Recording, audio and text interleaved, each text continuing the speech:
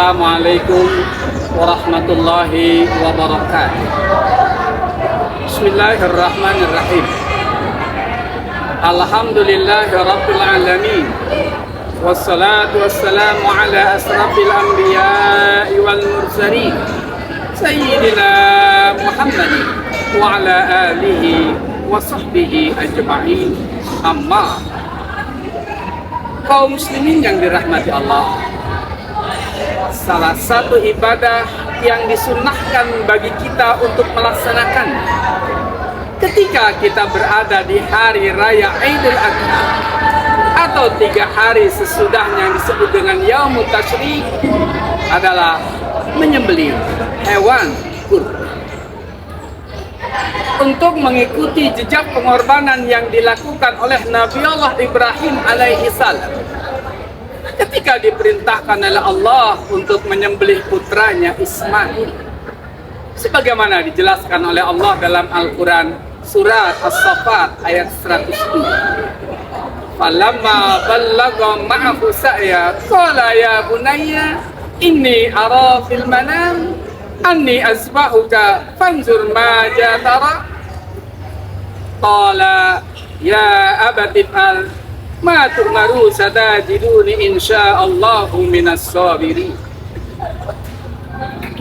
Manakala Ismail telah mencapai usia di mana ia bisa ikut berusaha bersama ayahnya, Ibrahim pun berkata, "Wahai anakku, aku mendapatkan perintah Allah melalui mimpiku agar aku menyembelih. Bagaimanakah pendapatmu?" Ismail pun berkata, "Qala ya abati fa'al ma tu'maru satajiduni insyaallahu minas sabirin." Wahai ayah, laksanakanlah apa yang Allah perintahkan atas saya.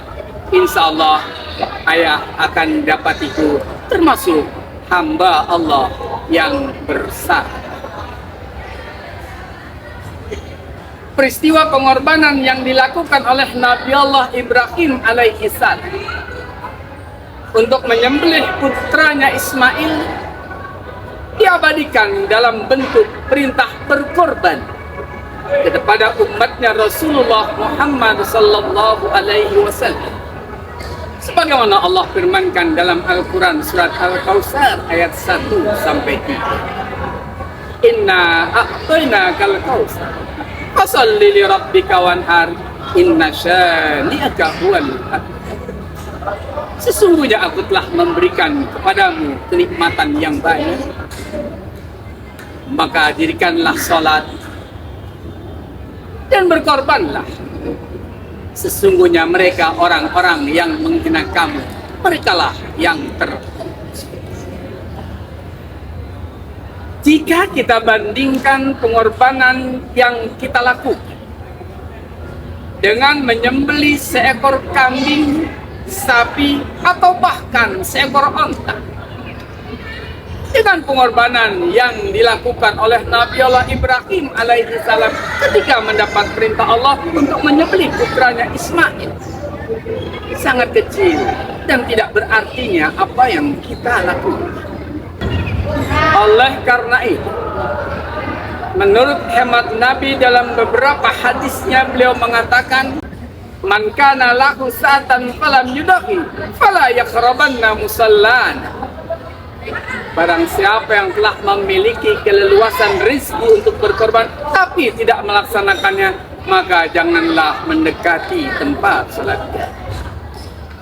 Dalam hadis yang lain, "Man kana lahu sa'atan falam yudahi falaisa min." Siapa orang yang telah memiliki kemampuan untuk berkorban tetapi dia tidak melaksanakannya, maka dia bukan lagi dari golongan. Dan dalam hadis yang lain, "Man kana lahu sa'atan falam yudahi yamut insya'a yahudiyan wa insya'a nasran." Barang siapa telah memiliki keleluasan rezeki untuk berkorban tapi dia tidak melaksanakannya, maka bila dia mati dalam keadaan Yahudi atau Nasrani. Kaum muslimin yang dirahmati Allah, Pengorbanan yang dilakukan oleh Nabiullah Ibrahim alaihissalam dan keluarganya merupakan bentuk pengabdian yang sangat tinggi yang tidak kita temukan perbandingannya sampai sekarang ini. Oleh karena itu, kalau di hari raya Idul Kurban nanti dan 3 hari setelah yang disebut dengan Yaumut Tasyrik, kita akan menyaksikan penyembelihan hewan kurban yang terbayangkan oleh kita bukan daging dan darah dari hewan kurban itu, melainkan ketakwaan yang melatar belakangi penyembelihan hewan kurban tersebut. Sebagaimana Allah firmankan dalam Al-Quran surat Al-Hajj ayat 37, la yanalallaha luhumuha wala dima'uha walakin yanaluhu taqwa minkum. Bukanlah darah dan daging dari hewan kurban itu yang akan sampai kepada Allah, melainkan ketakwaannya kepada Allah lah yang akan sampai. Kaum muslimin yang dirahmati Allah, akan tetapi bukan berarti seseorang yang telah menyembelih hewan kurban, baik seekor domba, sapi, bahkan seekor onta dengan harga yang sangat mahal sekalipun, telah menjamin dirinya menjadi pribadi yang takwa kepada Allah Subhanahu wa ta'ala. Sebab barometer takwa bukan hanya sekedar diukur oleh besarnya hewan kurban yang disembelih.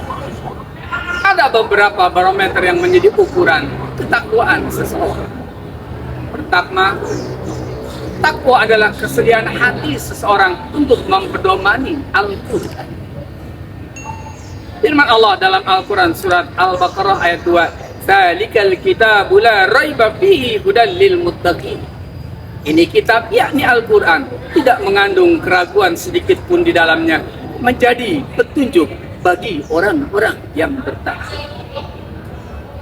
Kedua, takwa adalah kesiapan hati untuk senantiasa melaksanakan perintah-perintah Allah dan menjauhi larangan-larangan.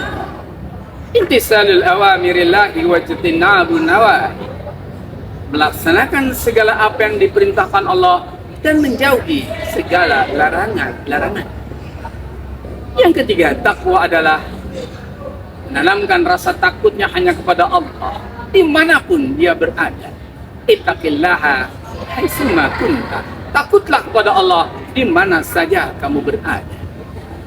Dan takwa merupakan ukuran kemuliaan seseorang di hadapan Allah Subhanahu wa ta'ala.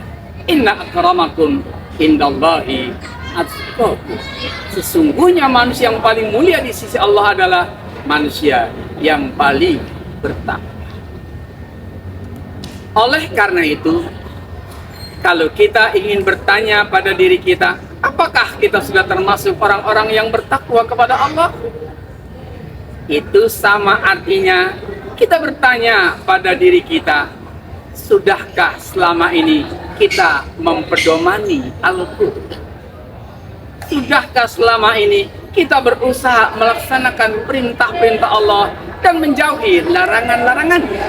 Dan sudahkah selama ini kita memiliki rasa takutnya kepada Allah melebihi rasa takut kita kepada selain? Wallahul muwaffiq ila aqwamit thoriq. Wassalamualaikum warahmatullahi wabarakatuh.